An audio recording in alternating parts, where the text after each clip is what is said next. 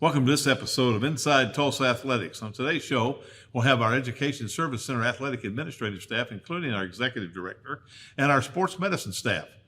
Stay tuned, and we'll be right back with Steve Friebus, coordinator of sports medicine.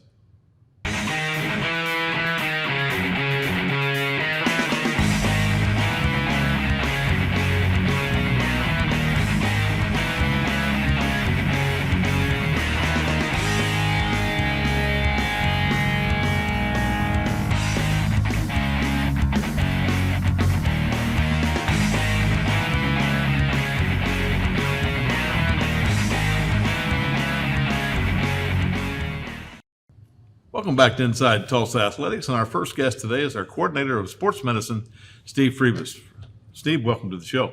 Thank you for having me. Well, this is a busy time. Very. As you transition from fall to winter sports, you have probably 2/3 of your program in competition or getting ready for competition. Indeed, yeah. It's not just all the winter sports are ramping up. They want you to come check out that athlete who's little aches and pains and things like that, as well as you're getting into playoffs with some of your early fall sports. You know, your cross country, volleyball, softball, and football, of course, is still right in the thick of it. Mm-hmm. Yeah, football we're half done and 5 to go, and we'll see what happens. But it does stretch your training staff because you have so many programs.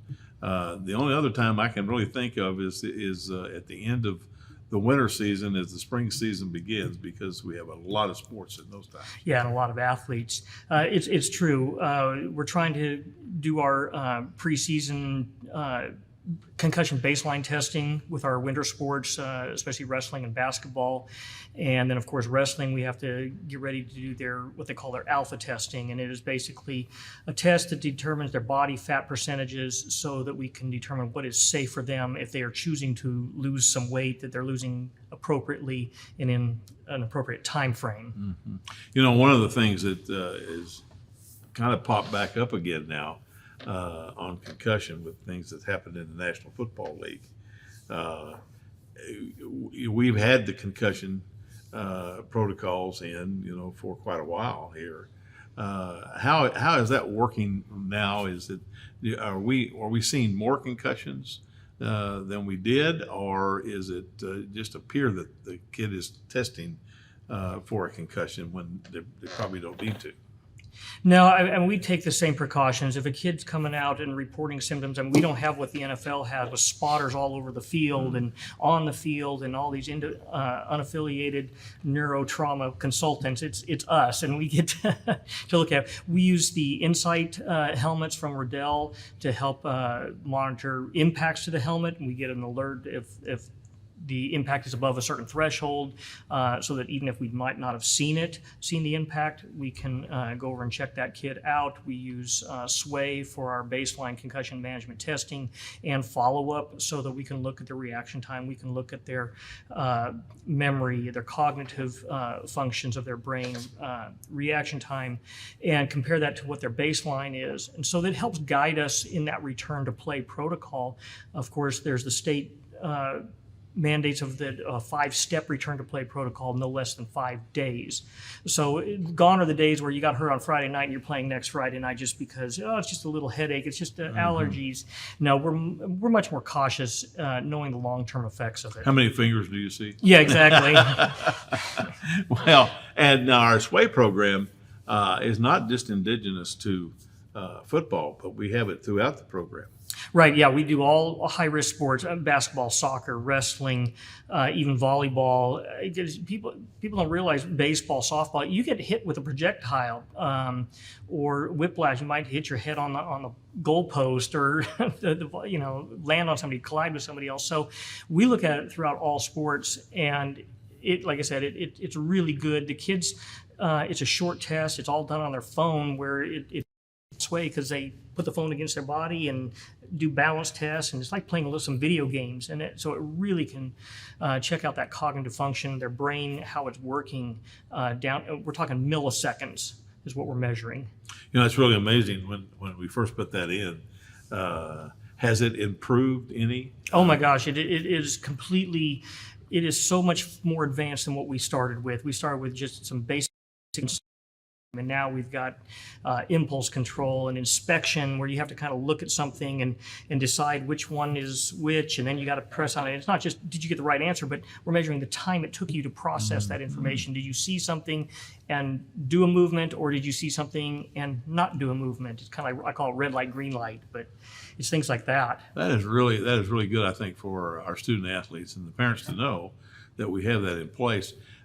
So to wrap up that part of it, have we had a number of concussions this fall? Yeah, unfortunately, the numbers are still kind of your typical numbers. We haven't seen an extra rash of concussions in a particular sport. It's been kind of steady, the same. I would say we probably have at least one concussion amongst our football teams every week. Sometimes there might be 2 or 3, other times we might have none. So, and can you really realize the old suspension helmets? Oh gosh, back in the day, how many concussions probably took place during that time? Right. Steve, thanks for being here today, and I hope you make it through this transition really well with all the sports and everything. And our next guest will be Mike Goedecke. He's also a trainer for the district. Hey Tulsa, welcome back to the top recycling play of the day. Team Johnson is facing off against one tough competitor, glass. That's right, only glass bottles and jars are recyclable. Don't even think about sinking a drink in glass or mirror. Always good to empty your glass bottles and jars before recycling. These two get it, emptying both bottles from far out, and they remove the lids. Score big by recycling your glass bottles and jars. Learn more at TulsaRecycles.com. Being an athlete at Nathan Hills means that you have to be consistent, outgoing, and be dedicated because students at Nathan Hill look up to the football team. Being an athlete at Nathan Hill has taught me to be confident and disciplined and always to be open-minded and always ready to work with people no matter how difficult it is. Welcome back to the show, and now we have Mike Goedecke, who is also a district athletic trainer. Mike, welcome to the show. Thanks for having me.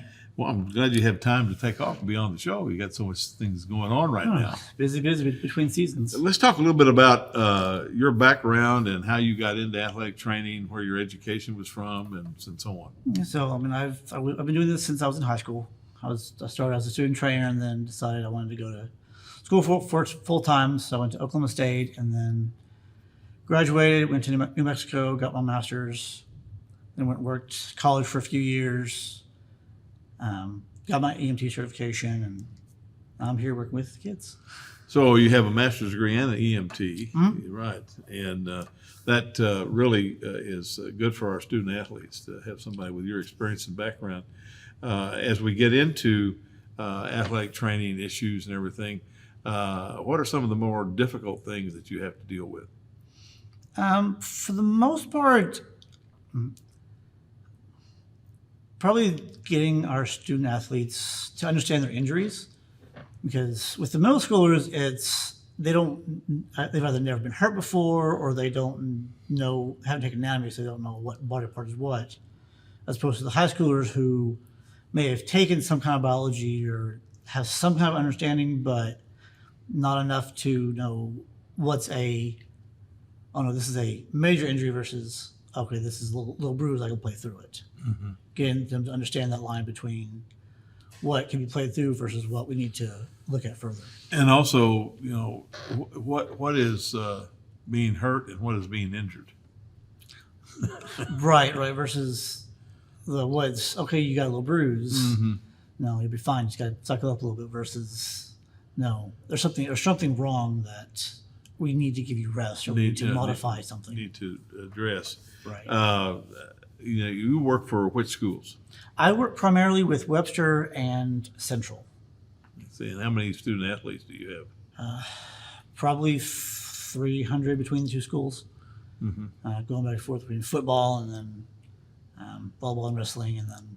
How do you service that? Are you located at one school, or do you have? Well, in the fall, I'm primarily at Central because of having football. They're a higher risk sport. And then I come over to, like right now, I have one day a week where I come over and I look at whatever Webster athletes need to be seen or if middle school football needs something, the coach calls me and I try to make it a point to come and look at those kids. Then basketball, I changed it up a little bit and try to give equality to both schools. And then it just depends on who needs more attention versus injuries versus what events are going on at that time. Right. Now, do you administer the sway testing? I do. I try to get obviously football in July, August before we really get rolling, and then basketball and wrestling about this time before, kind of in between seasons before practices start going and scrimmages and they have the athletes, but they're not crazy busy. Right. Well, not in competition yet. Right. Right. And you get a baseline on all those. And Right. Before they have a chance to get hurt or before they need it. as you look at athletic training over the years that you've been involved, what do you think the biggest changes are in athletic training? I think there's been a lot more with the change in research and the change in mentality between coaches and the athletic trainers. There's a lot more. We've learned a lot more of how to actually get better versus what coaches in the past have treated based on what they learned when they got hurt. I had a coach yesterday that ankle sprain. No, just put it in an ice bucket. No, that's not how you fix it. We rehab, we tape it, we make modifications, let it heal, not just make it cold so you can keep playing. We understand a lot more of what's going on. I think you're right. I think there's more emphasis placed on the welfare of the student athlete these days. I had a long time ago when I first started coaching, which was 52 years ago, that if the doctor said this individual couldn't play, or if the trainer said they couldn't play, because on 3rd and 1, I wasn't going to go ask the doctor what to run. Right. I was the football expert. He was the body expert. And I think coaches need to have that mentality, that just because it was that way when you played, like you said, it's not that way these days. Right. I don't know. Do you see the overall athletic condition of student athletes to be any better than it was, or is it any worse than it was? I think it's about the same. I mean, from what I've seen, our kids, they aren't playing every sport. They aren't going after those extra training sessions. They are going to class, going to football, and then are going to whatever sport, and then going home and sitting on the couch. So what little time they have in their sports, I think the coaches do a good job of trying to make the best use of that time. Whereas, we have maybe fewer athletes, but I think they get a lot more quality attention from the coaches. Good. Well, thanks for being here today. Thanks for having Good me. luck as you get into the winter season. And when we come back, we'll have Kelly Bowmen, district athletic trainer as well. Hey, Tulsa, welcome back to the top recycling play of the day. Team Johnson is looking to defend their title against aluminum and steel cans. Bob, most people think of the kitchen for this opponent, but aluminum and steel cans, like empty shaving cream cans, also play extremely well in bathrooms all over Tulsa. That was nothing but bin, Bob. Wow, right into the bin. Team Johnson has buttoned up another win. Score big by recycling your aluminum and steel cans. Learn more at TulsaRecycles.com.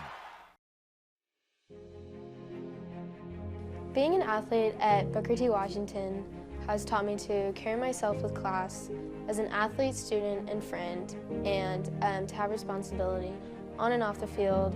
Being an athlete at Memorial High School has taught me to be a better person, because when you play sports, attitude is the main thing you have to deal with. Not just your own, but other people's. It also teaches you to be the bigger person.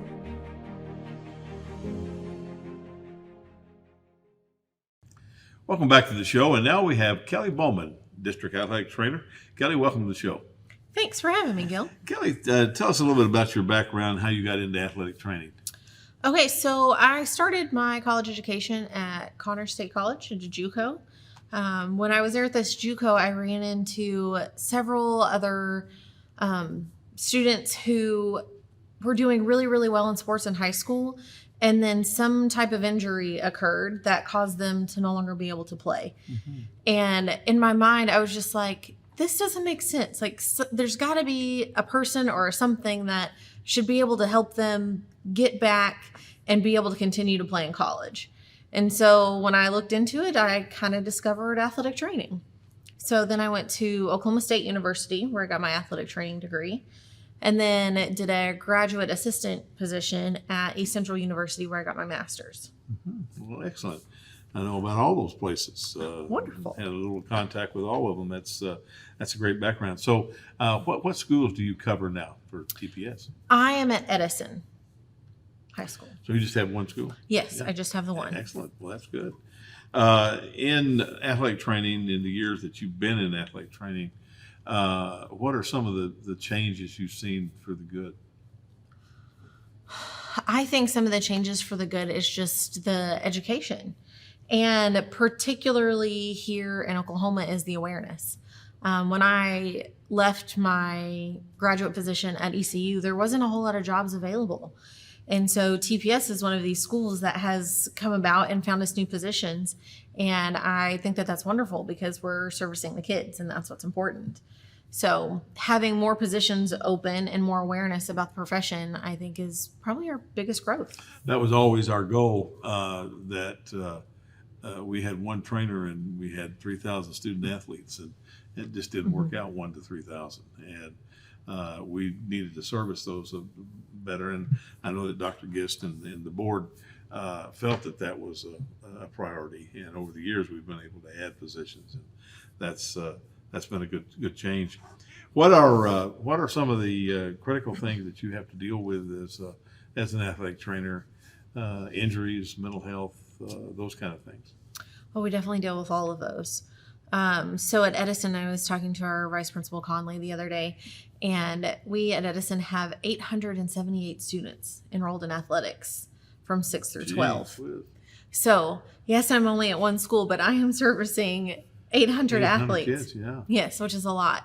And, I see them for random things. They come in for, their sprains and bruises and aches and pains. And then they also come in to tell me about their life, whether that's a social life or a home life or whatever. Sometimes they just are looking for advice. Sometimes they want to know about college.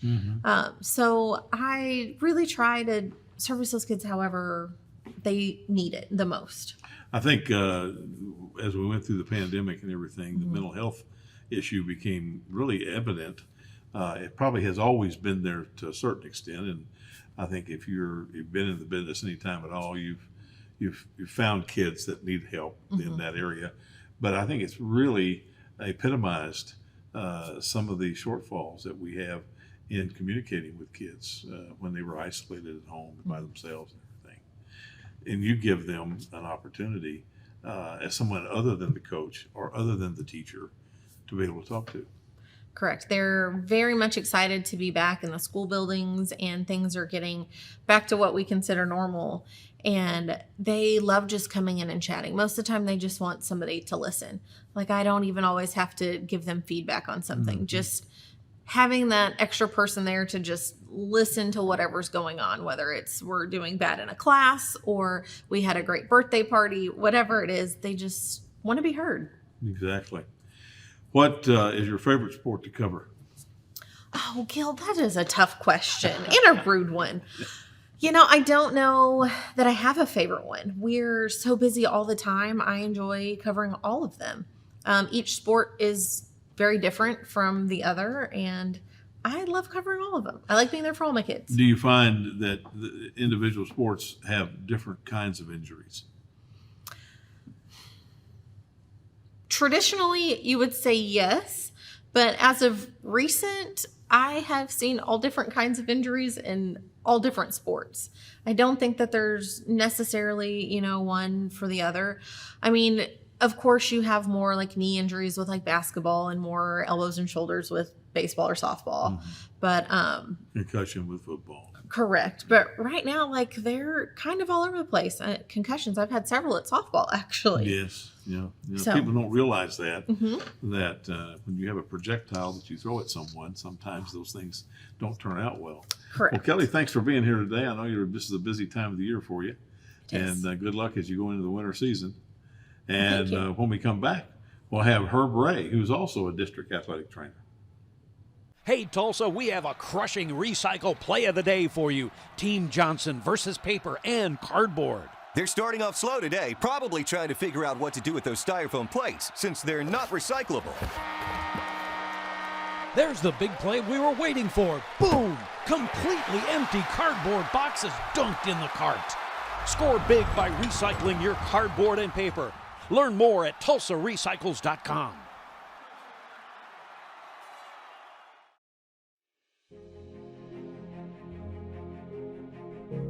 Being an athlete at Edison High School has taught me to work as a team rather than as an individual. Whenever you're on a team, you have a special bond with each other. You know you can rely on them in a time of need, whether on or off the court.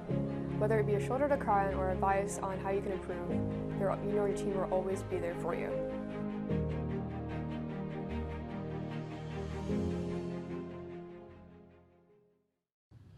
Welcome back to Inside Tulsa Athletics. Now we have Herb Ray, district athletic trainer. Herb, welcome to the show. Well, thank you for having us. It's good to have somebody older on the show. And I say that with all due respect. Sure. Oh, sure. Hey, we're both upright, so that counts a lot. Absolutely, above the dirt. Hey, tell us a little bit about your background, Herb. Where you went to school and how you actually got into athletic training. You know, I went to Oklahoma State in 1974. I was going as a PE teacher, and I did that. But I was also part of the athletic training staff from Idabel, Oklahoma. So that was quite a leap for me. And with Jeff Fair and Dr. Don Cooper, and 1978, I got an opportunity. Harvey Griffin was the assistant athletic director there. He'd been at Enid High School. And he said, I'm going to Enid, Oklahoma to be a football coach again, and I need an athletic trainer. So Jeff Fair said, hey, you need to take this guy, Herb Ray. And so I went. I was married. I think I made, I want to say $13,000, $14,000, which is unheard of now. Mm-hmm. But it was a great opportunity. Harvey was awesome. He taught me a lot of things.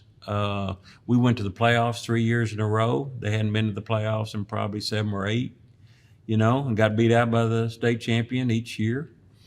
And then I had an opportunity back in 1988 to go to the University of Virginia. Joe Geek, who was from Altus, Oklahoma, had a graduate program out there in sports medicine, and I felt like I needed a little more education and stuff, and went out there, and my wife and 2 children, and had a great time there too as well. It was awesome. Got to work football, got to work baseball, and it was just a wonderful time. The kids had a lot of history lessons out there. So it was a good time, and I really enjoyed it, to be honest with you. And as Joe Geek said one time in class, he said, there's only one guy here that's really out here for the right reason, and it was me, because I'd been working, had a job, and decided I needed an education, and a better education, and all the others had gotten out of undergrad and couldn't find a job or whatever, so they came, hey, I'll just go get a graduate degree, and so I felt pretty good about that, because it was hard for me, but I think it was really special for me, because I could use my experience to learn and understand better what they were trying to do. I went back to K-State after I'd been a head coach for 3 years in high school, and but going and taking master's classes while I was there, it was more relevant to me, because I'd actually been in that classroom. I'd handled that discipline. I've been on the athletic field, and all this book knowledge that everybody wanted to apply, I gave them the real life, how it really is out there, So from Virginia went to From Virginia, I actually came back to Enid High School because I had taken a leave of absence. Of course, you know how that works. Stayed 2 years and went back to Virginia at a small school called Ferrum College in Southwest Virginia. And they had a coach that was in the Hall of Fame, Hank Norton. You know, Harvey Griffin's in the Hall of Fame. Hank Norton was in the Hall of Fame, won a couple of national championships as a junior college, but they transitioned into a Division III NCAA. And so we struggled a little bit, but out there for 3 years and being away from home, my wife said one day, it said, me and the kids are going home, you can stay.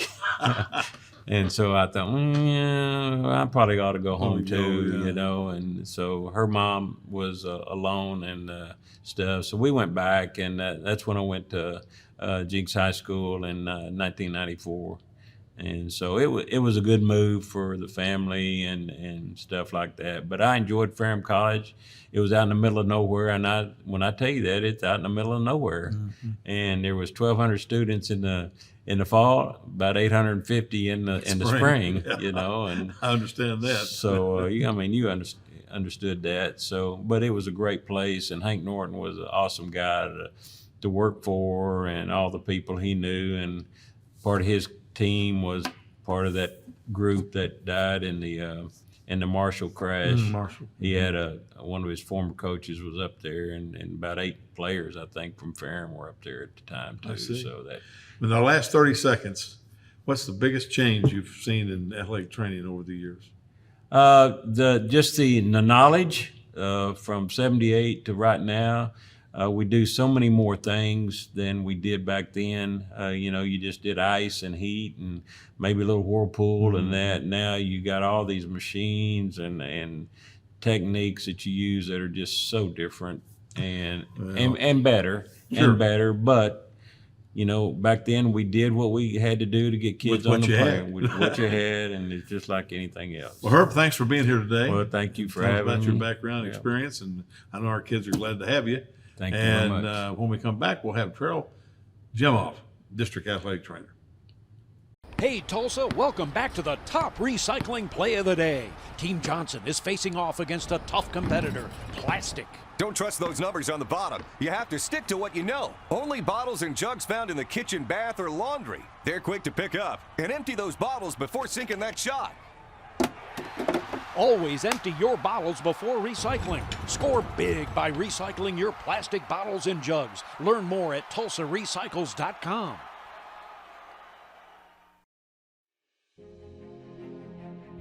I love Will Rogers Athletics because it helped me physically, spiritually, and emotionally through all the journeys I've been through at that school. All of the support staff helped me a lot, and it's just an amazing school.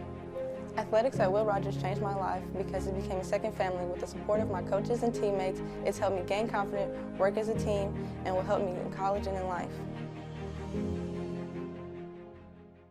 Hey Tulsa, welcome back to the top recycling play of the day. Team Johnson is facing off against one tough competitor, glass. That's right, only glass bottles and jars are recyclable. Don't even think about sinking a drink in glass or mirror. Always good to empty your glass bottles and jars before recycling. These two get it, emptying both bottles from far out, and they remove the lids. Score big by recycling your glass bottles and jars. Learn more at TulsaRecycles.com. Welcome back to Inside Tulsa Athletics. Now we have Terril Jimoh, District Athletic Trainer. And boy, Terril, you've been with us now, what, 3 years? Correct. This is going on my 3rd year with TPS, and I'm glad to be here. Well, tell us a little bit about Terril. Where'd you go to school? Why'd you get into athletic training and all that kind of? Awesome. So I did my schooling at the University of Central Oklahoma. I also got my undergrad at Oklahoma State University. So after that, I went to get my master's at UCO, graduated in 2018. Took about 2 years. After that, I spent a year as a graduate assistant. I stayed on a year as working with football and primarily wrestling as well. And then obviously the pandemic hit. And then obviously around, September, October of 2020, I found myself here with you guys. So going on year 3, y'all have been great to me. So I'm just thankful to still be here. So we're glad to have you. I think it's your background experience speaks well for what we need for our student athletes. So what schools do you cover? So I cover two schools. I cover Memorial High School, and I also cover East Central High School. It's a pretty good balance between the two. They're both not too far from each other, but I mean, they're like any other TPS school. They're two different types of schools. So, How many student athletes are you servicing? So Memorial has more sports than East Central. So about Memorial, I cover about close to about 300 student athletes. At East Central, they have a few less sports. They don't have golf, tennis, swimming. So I'd say probably about 250 I service at East Central High School. So about 500, 550. Anywhere between 550. Yeah, yeah. As you get into your third year here, what are some of the improvements or changes you've seen in athletic training during your 3 years? Some of the changes I've seen, as far as me personally being in TPS or in the athletic training profession, is just like the relationships you build with student athletes. Obviously, you care from just not from a medical standpoint, but you also care from whether it's just like mentally and just being there, not just more just like as an athletic trainer, but kind of just being there for like kind of like a counselor. Also, just like checking with their mental health, their wellness, and everything like that. So that's kind of the stuff that I've seen. Like mental health has actually just become a really big thing as far as like the well-being of student athletes, because they got so much going on besides athletics, their academics, their home life, just a lot of things that are going personally outside, and you just always want to check on them, see how they're doing. I think that's really come to the forefront, and I think that it was emphasized when we were during the pandemic time, when we did not have the students and student athletes in school. Correct. 6 hours a day, and then they would come into practice, but they had all that other time, and I think the adjustment to that was very difficult for some of those students. Absolutely. We live in a society that, being constantly communication, being around people, and having that personal connection is very important. And whenever the pandemic hit, I mean, people were isolated, alone. And I could see it affected a lot of our kids. It affected them not just athletically, but also in the classroom. And obviously, as we're, getting back to some sort of normalcy, you're starting to see some kids, do better in improving their social life, and as well as like in the classroom. So obviously, like being in a relationship, being connected with one another is also just really important. I don't think that anything beats one-on-one instruction. You can do the Zoom and all that business, but if you're not in the same room with somebody and looking at body language and communicating with that individual, then I don't think you get their attention. No, absolutely not. I think, like I said, just being able to talk to them, see them face to face, having that one-on-one connection, like physically, I think it makes a big difference. As the athletic trainer, you see that student athlete obviously different than the coach does in some cases. Do you think that you are in a better position to determine the mental health of a student athlete? Yes and no. I think the coaches also are interactive with the students. I think coaches got a good feel on their kids for the most part, because obviously there's our coaches are teachers too, so they see them in the hallway and things of that nature. But for me, a lot of my athletes will come into my training room just to hang out. Some of them, I think my training room is kind of treated as a safe haven for some of my kids. Mm-hmm. Like some of them will just hang out and talk and just chit chat, and it's something that I've embraced. I mean, sometimes it's full kids that really just are not there because they need any evaluations. They just want to sit and talk. So a lot of them want to talk to me, and they confide to me about things that are going on with their life. Mm-hmm. So need someone to talk to. Yeah, they just need a voice. They need an ear to listen to, and someone. That's the key thing. One of the things that I did the last year as a college AD, the last 3 years as a college athletic director, we had what we call mentoring groups, and me and my 3 assistant ADs and the head trainer, head of sports medicine, and the sports information director, every freshman or transfer, and there usually were about 15 to 20 in each group. We all had our own group, and we did that so that student athlete who was brand new to our campus, whether it's a transfer or a freshman, right, had someone other than the coach that had recruited them they could come talk to if they had a problem. If they'd broken up with their girlfriend, or if they didn't have any money, or whatever the deal was. And we felt that over the years that increased our retention. We didn't lose as many kids because they had somewhere to go. I think that's important as a trainer, and you guys have established that. Yeah, absolutely. Well, thanks for being here. Thank you for having me. And when we come back, we're going to have Jen Sanders, the Deputy Director of Athletics. Hey Tulsa, welcome back to the top recycling play of the day. Team Johnson is facing off against one tough competitor, glass. That's right, only glass bottles and jars are recyclable. Don't even think about sinking a drink in glass or mirror. Always good to empty your glass bottles and jars before recycling. These two get it, emptying both bottles from far out, and they remove the lids. Score big by recycling your glass bottles and jars. Learn more at TulsaRecycles.com. Athletics is so important at Tulsa Central because it's an outlet for some of our kids there. They get a better opportunity to basically give back to our community. At McLean, the sports is what mainly drives a bunch of the students to come to school every single day and work hard because they want to be able to come from the classroom to the field or the court and show what they're good at. Welcome back to the show, and now we have Jen Sanders, the Deputy Director of Athletics, really in charge of compliance, which is a major part of that. But you also have softball. Let's talk about softball. Yeah, so this year actually we had 3 junior high softball teams. We had Carver, Edison, and Rogers that joined in. I think next year Hale's wanting to have a junior high team. So, really trying to build those skills at the junior high level is what we need in order to be successful at the high school level. Many of our kids haven't had the opportunity to play, rec league or summer ball or things like that. So really digging down and getting those 6th, 7th, and 8th graders some skills so that they're prepared to play at the high school level. And then, of course, this year, we just recently, in fact today, decided that we're going to, our schools have decided that they want to play a city league. 4 of our schools want to play a city league rather than the OSSA districts.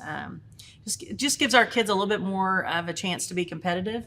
So Oklahoma City and Memorial, Rogers, Edison, and Hale are all going to play in a city league, and then we're going to have a city championship, and we'll do it up big and play at a turf field and for the championship, and they'll get medals and rings and all those things. So we're excited to kind of start that and really focus on getting our kids some more competitive games and offer them an opportunity to play folks that are at their level.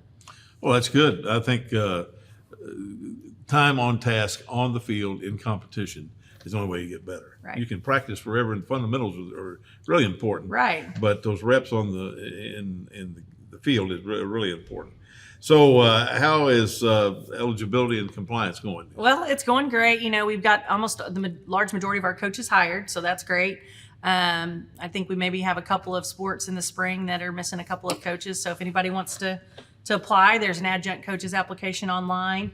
They can go to Tulsa Public Schools Careers and find job opportunities and click the adjunct coaches application and fill that out. We're always looking for folks that want to help kids and really help kids be successful.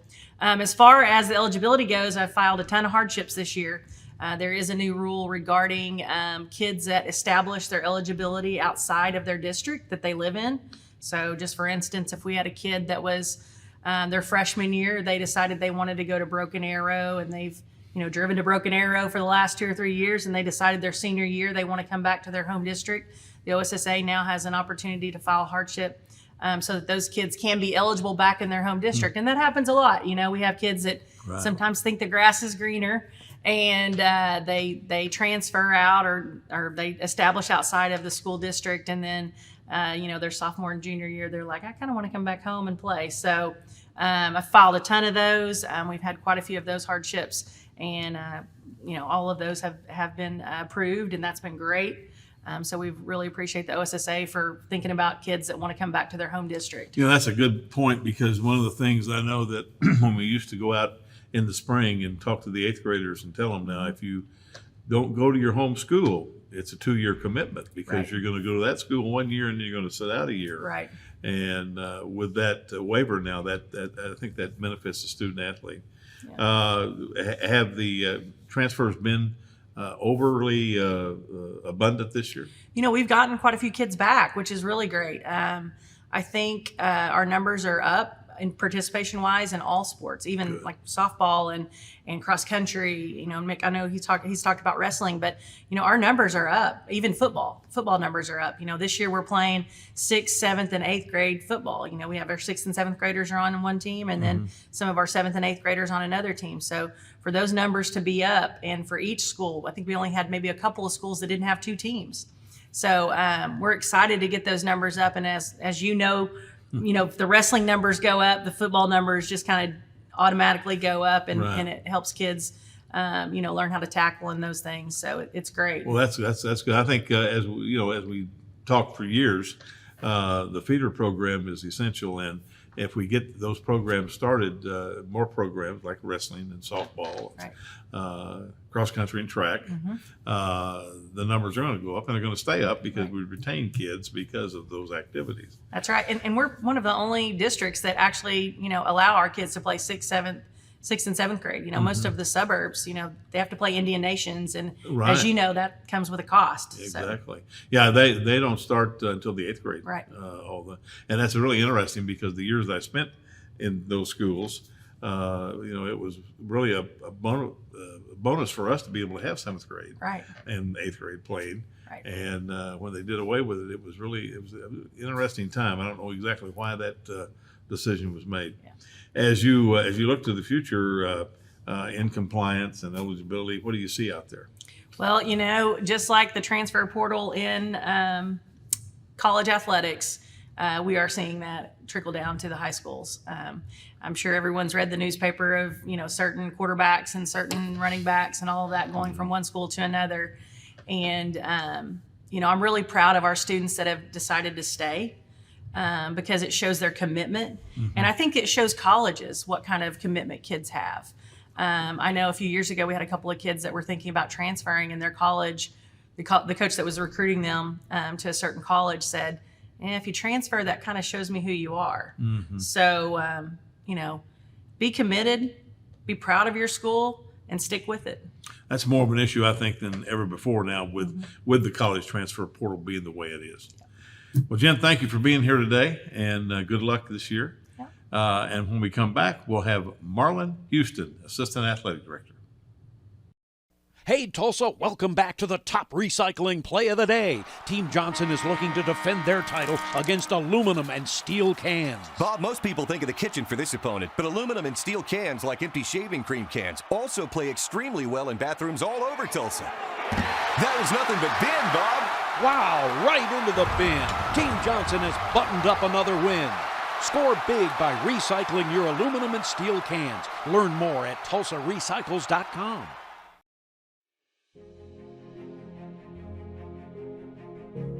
Being an athlete at Edison High School has taught me to work as a team rather than as an individual. Whenever you're on a team, you have a special bond with each other. You know you can rely on them in a time of need, whether on or off the court. Whether it be a shoulder to cry on or advice on how you can improve, you know your team will always be there for you.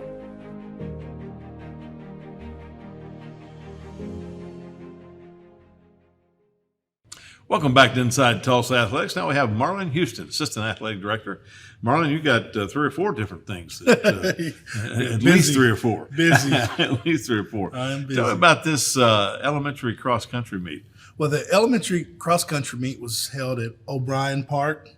This year we had 18 schools and close to 400 kids participate. Oh my goodness, that's great.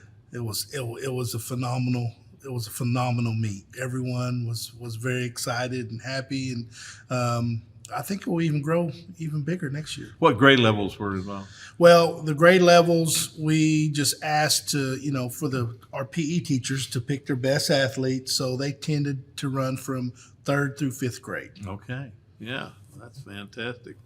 That's some potential cross country. Yeah, and I told them if you got a superstar that's in 2nd or 1st grade and you think they can compete, send them out. So. And that works into, I know a few years ago we added cross country and track in the middle school, yeah. And so that gets those kids an opportunity. That was one of the frustrations I had when I was there. We had this great elementary track meet in May, and then we didn't have anything 6th, 7th, 8th grade for those kids after they had that big elementary track Right. meet. So now we have some programs for them, and that's really good. Well, let's talk about cross country. You're in charge of cross country as well. Oh yeah, cross country is actually Steve. Steve, Friebus. that's right. No, volleyball, I meant. Volleyball, girls volleyball. Yeah, we're just wrapping up girls volleyball. All of our schools have competed in regionals. The sad thing about volleyball, if you make the finals in regionals, you still got to win to make it to move on. And this year, Edison made it to the regional finals, and they got beat by Bishop Kelly. McGinnis. Oh, Bishop McGinnis. So they didn't make it to state. They had a great year. I just talked to the coach, and she said her kids played well, but she said Bishop McGinnis was a very, very good team. She really thought that that's probably going to be the state champion who she played. Lauren's done a good job. Lauren Merrill at Edison with really that program. good job. Has great numbers. Good numbers, good coaches, great support. So as far as 5A, 4A, and our 3A schools, they're done. Actually, Booker T is going to play this evening. I see. Okay. And then that kind of wraps up volleyball, and we get into wrestling. Wrestling, we got a really big year from moving forward with what you initiated this year. Out of the 10 schools, we're going to have 8 middle schools participating in wrestling. Excellent. Every school except Throw and Central, and I know Central is talking about trying to start it next year. So 8 out of 10. It's a big year. Oh yeah, that's fantastic. Everyone's excited. The new programs is Memorial Middle School, Carver Middle School are the new programs, and then of course we're trying to re-jump Webster Middle School and East Central Middle School. So along with that, that leaves us with Rogers and Monroe, and I believe that's it. Yeah. Well, Rogers and East Central and Webster at one time were wrestling bastions. Yes. I mean, yes. they were the class of wrestling. Oh yeah, and right now, as far as our wrestling coaches in the district, we have a very good group of coaches. Of course, we know the Rogers coach was college wrestler. The McLean coach just moved here to Webster, and he has a long history background in wrestling. We know what Coach Roberts brings to the table. I'm real excited about McLean. They have 2 coaches over there, all wrestled in college, highly decorated for wrestlers. So they have they got a program that's really going to make a huge jump this year. But yeah, wrestling is definitely making a huge comeback, and Hale is juicing up their youth program as well. So yeah, I'm excited about what we're going to do in the sport this year. What about the girls' side? Well, we're equally pushing girls and boys. So on the middle school level, our middle school coaches, they're the boys and girls coach, and on the high school level, we have a coach's stipend for boys and a coach's stipend for girls. Separate coach. And so some of our coaches are going to coach both teams, and then there's a few coaches that has a girls coach and a boys coach. So your numbers, you think, will grow? And yes, our numbers should grow. Looking at our initial wrestling signups, they're all very healthy. The smallest number I've seen was 15, but they range on boys and girls from 15 to 35. Oh yeah, so, good. So we're real excited about it. You need people in the room to be able to practice. Yeah, oh yeah. Mick Wilson's done a really good job at the leadership and guiding and making a push for that sport. Good, so good. Really That's excited. fantastic. Makes my job a lot easier. Oh, you bet, you bet. Well, it's always good that once we get the winter sports and get them inside to have things that are entertaining, and we have all the schools involved in it. It sure makes a difference. Oh yeah, I will tell you. Rogers started a wrestling tournament, and Hale has one this year. Starting this year, we're going to alternate it. 1 year Rogers is going to host that weekend. Okay. Next year, Hale. It's going to kind of look like the Sand Springs, Sapulpa deal. Yeah, and we're going to get behind it as a district to really try to make that a really Good. good tournament. Good. Well, And we're going to fantastic. also institute all city for middle school wrestling. Middle school wrestling. Well, very good. Well, glad you're here today, and get ready to get busy. It's get ready to be wrestling season before long. Good. Thanks for having me. When we come back, we'll have Mick Wilson, the Executive Director of Athletics. Hey, Tulsa, welcome back to the top recycling play of the day. Team Johnson is looking to defend their title against aluminum and steel cans. Bob, most people think of the kitchen for this opponent, but aluminum and steel cans, like empty shaving cream cans, also play extremely well in bathrooms all over Tulsa. That was nothing but bin, Bob. Wow, right into the bin. Team Johnson has buttoned up another win. Score big by recycling your aluminum and steel cans. Learn more at tulsarecycles.com. Being an athlete at Nathan Hills means that you have to be consistent, outgoing, and be dedicated because students at Nathan Hill look up to the football team. Being an athlete at Nathan Hill has taught me to be confident and disciplined and always to be open-minded and always ready to work with people no matter how difficult it is.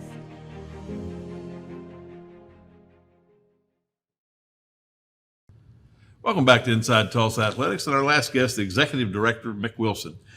Mick, it's been a busy time. Football is halfway finished now, but we have 3 or 4 teams that are doing well. We do, Gil, and I want to back up for a second and let you guys know that really that last episode of Inside Tulsa Athletics with the panel of football coaches has been very well received, not only in the district, but throughout the community. I've gotten text messages and phone calls and emails that people really enjoyed that show and got to see a side of some of our coaches that have played in the NFL and been a part of that. They had some great stories. It was a really good show. I think the experience around the table and inexperience in some cases really played out well with those guys and what they had done in their career. So it was good to get that out. I agree with that. No question. No, tying that back into our football, obviously Booker T. Washington back playing well again. I know they started the season at the beginning of the season. Those non-district games have been really tough. So again, they're back playing well, and obviously we've got some other schools. Edison playing well right now. Central playing really well, and Rogers continues to be on the rebound. So I think we've got some good football ahead of us. Hopefully we'll sneak 3 or 4 of those guys into district playoffs, but you never know how this last 3 or 4 weeks are going to play out. So injuries and breaks one way or the other, you don't know. And well, that's good. Well, we had a big opening out in East Tulsa on 11th Street. Well, to Gil, to look back, to think that you were once a part of that, and we've seen that play out all the way through. When we have the ribbon cutting and the ceremony and then the pep rally with all the student athletes and the kids present, it was a really great day. It was a lot of fun. I tell you, the kids really got into it, and they had each team come out and they recognized all the teams that are the indoor sports that are going to be part and participate in that facility. And then to have our YMCA staff from COO and the different people that were involved with that side of it, it was a really celebratory day, and excited to see how this will play out. And I think it's going to be good for not only for Tulsa Public Schools and for East Central. It's going to be good for the YMCA to have a presence in East Tulsa. So interested to see how that goes, Gil. It's going to be a good time. A lot of East Side pride. Absolutely. That building. The old cliche from Field of Dreams, to build it and they will come, I think is true. You have a class facility, and I think it's really going to help that area of Tulsa, much less East Central High School. To think when I got there as a boys basketball coach 25 years ago, and to look across that parking lot when there was some rundown motels and some houses and things, that we were able to purchase that property and clear all that off, and now that's going to be parking lots, and that the west side of the East Central facility will be the YMCA, and to see that entrance. It's really refreshing to see such. We've taken property and developed it into something really positive for the community. And you're right, for the community. It's a community school concept. Well, as we get into the crossover time, we have our winter sports starting. We do. Basketball, we're off and running. All our winter sports are now practicing, going full bore, and obviously. High expectations anytime you throw the basketball up in Tulsa Public on the boys' side, and really starting to see a resurgence in our girls. Was thinking Central right off the bat. The Central girls are going to be really good. You really, it's an exciting time to see our kids get a chance to really compete on the state level. So again, with wrestling, making a big push with wrestling, we're going to really continue to try to build up our high school wrestling through our middle schools. Gil, we're in the process right now of purchasing 5 new wrestling mats.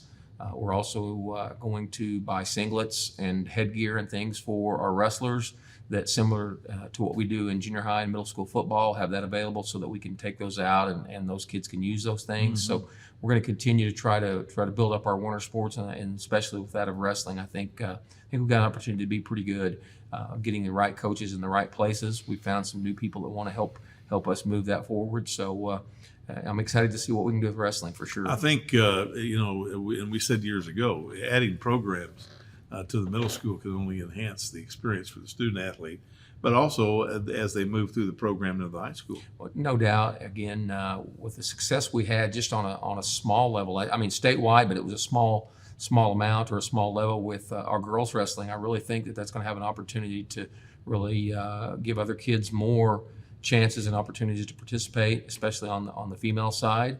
Excited. Rogers girls has obviously Samara has really blazed a trail for a lot of our girls in Tulsa Public. So I think our wrestling on the girls side, I'm excited to see what we can do there as well. That'll really be exciting, I think, as we move into the winter season.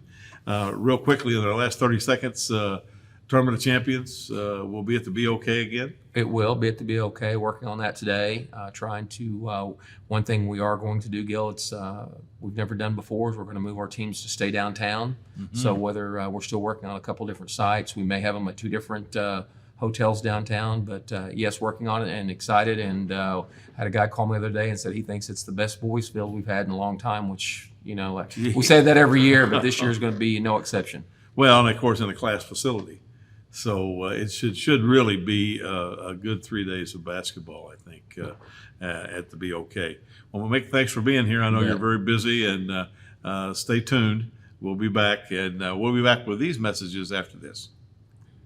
Hey, Tulsa, welcome back to the top recycling play of the day. Team Johnson is facing off against one tough competitor, glass. That's right. Only glass bottles and jars are recyclable. Don't even think about sinking a drink in glass or mirror. Always good to empty your glass bottles and jars before recycling. These two get it, emptying both bottles from far out, and they remove the lids. Score big by recycling your glass bottles and jars. Learn more at TulsaRecycles.com. Being an athlete at Booker T. Washington has taught me to carry myself with class as an athlete, student, and friend, and to have responsibility on and off the field. Being an athlete at Memorial High School has taught me to be a better person, because when you play sports, attitude is the main thing you have to deal with. Not just your own, but other people's. It also teaches you to be the bigger person.